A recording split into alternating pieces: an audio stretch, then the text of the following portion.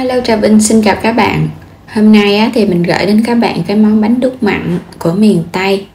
Với cái lớp bột thì mềm mềm dẻo dẻo, và đặc biệt trong cái món bánh này thì phải béo nước cốt dừa, ăn nó mới ngon nha. Với cái cách làm là đổ lớp giống như bánh da lợn vậy đó, thì mình ăn nó ngon và nó không có bị ngán. Bây giờ thì mời các bạn mình cùng vào bếp để thực hiện món bánh ngon này. Đầu tiên thì mình chuẩn bị ở đây 250g bột gạo, và mình có tiếp là 100g bột năng. Nếu lượng bằng chén thì là một chén là 150g á. Một muỗng cà phê muối. Bên đây thì mình dùng 1 lít nước cốt dừa, mình ép ra từ 500g dừa nạo á. Rồi bây giờ pha bột nha. Các bạn sẽ cho lần lượt 2 loại bột vô trong thau luôn nha. Với 350g bột á thì mình dùng 1 lít nước cốt dừa là nó vừa luôn. Thì các bạn làm nhiều hoặc là ít có thể nhân lên. Cứ công thức là 1 lượng bột 3 lượng nước cốt dừa. Nước cốt càng béo thì bánh nó càng đậm đà, và cái lớp bột nó sẽ trắng đậm á, nhìn nó cũng bắt mắt hơn. Công thức này thì các bạn cũng có thể áp dụng để làm bán luôn. Mình cho lần lượt nước cốt dừa vô thì các bạn khuấy đều cho bột nó nhanh tan. Rồi sẽ cho hết vô, rồi các bạn cũng khuấy nha. Mình khuấy cho bột của mình nó tan ra.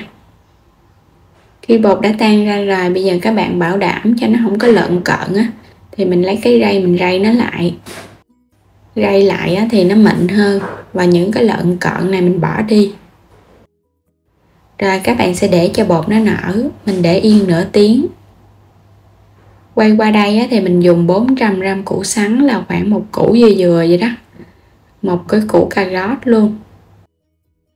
2 muỗng canh tôm khô mình ngâm nước trước cho nó nở ra. Bên đây thì mình dùng 250g thịt nạc dăm xay ra cho nó nhỏ.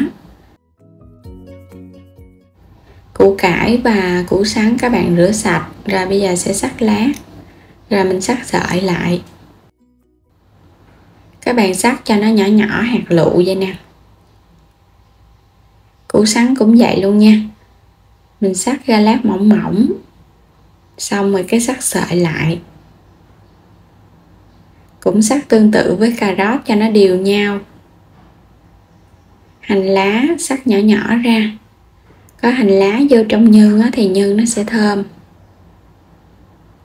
Mình dùng tiếp là củ hành tím và tỏi băm nhỏ. Phần nhân đã làm xong hết rồi, bây giờ sẽ đi xào nhân luôn ha. Bây giờ mình đi phi thơm nè. Cho vào trong chảo 3 muỗng canh dầu ăn. Phi thơm phần hành tím và tỏi. Cho nó vàng thơm dậy mùi lên thì các bạn sẽ lấy thịt cho vô. Phần thịt này là mình dùng khoảng 1 chén á. Xào cho nó săn lên và nó rời ra vậy nè.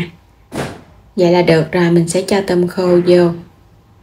Tôm khô thì tùy thích Rồi cái tiếp tục mình cho củ sắn và củ cải đỏ vô. Xào đều lên. Cái phần nhân này thì mình xắt hạt lựu cho nó đều, nhìn nó mới đẹp.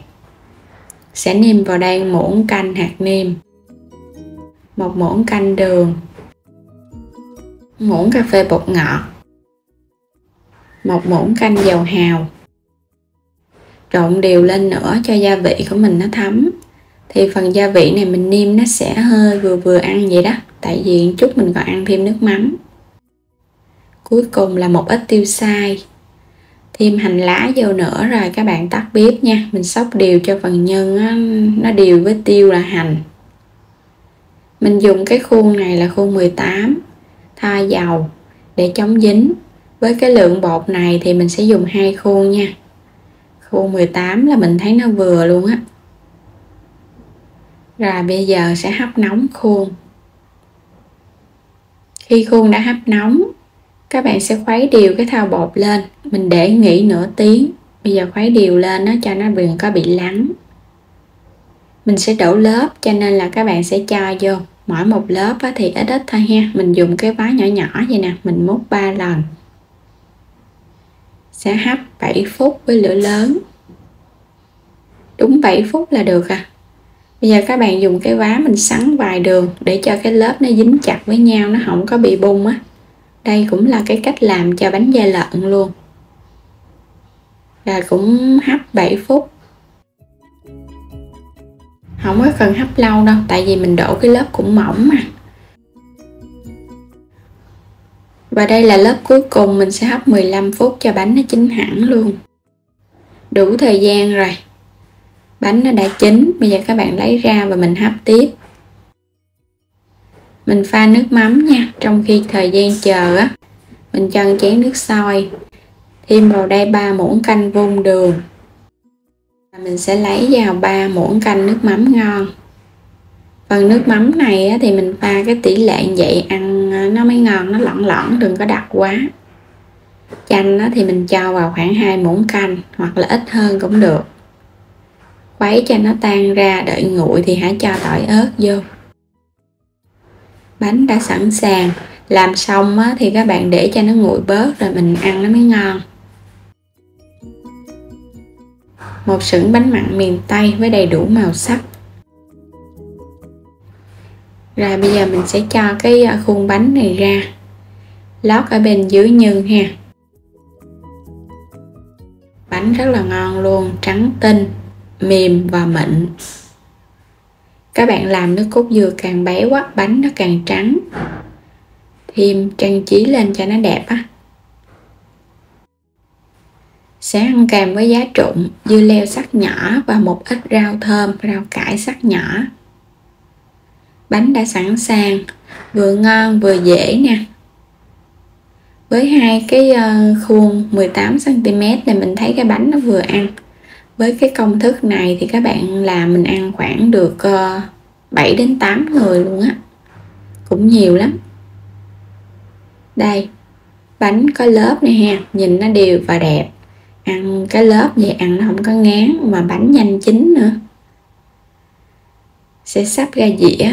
Với cái cách làm bột này á, các bạn làm mà mình đổ nguyên khuôn luôn á, thì bột nó sẽ bị lắng ở dưới á, nó không được ngon, cho nên là đổ lớp nó mới hấp dẫn nha. Cuối cùng là chan thêm nước mắm lên. Một món bánh dân dã không thể thiếu chính là nước mắm đi kèm. Nước mắm ngọt ngọt chua chua thì mình ăn nó mới hấp dẫn. Đừng có làm nước mắm mặn quá, ăn nó sẽ không ngon ha. Tại vì trong bột và nhân á, mình đã nêm sẵn rồi á. Bây giờ thì mời các bạn cùng thưởng thức cái món bánh đúc mặn miền Tây nè. Bột á thì béo ngậy, mềm mềm, có độ dai nhẹ nhẹ, không có quá dai nhiều. Bánh mặn á thì các bạn làm đừng có dai quá, ăn nó mới ngon. Còn bánh da lợn á thì nó phải dai dai. Mỗi một loại bánh nó sẽ có cái hương vị khác nhau. Đến đây thì mình chúc các bạn ngon miệng nhé. Đừng quên đăng ký kênh ủng hộ Alo Trà Vinh. Xin chào và hẹn gặp lại các bạn ở video tiếp theo.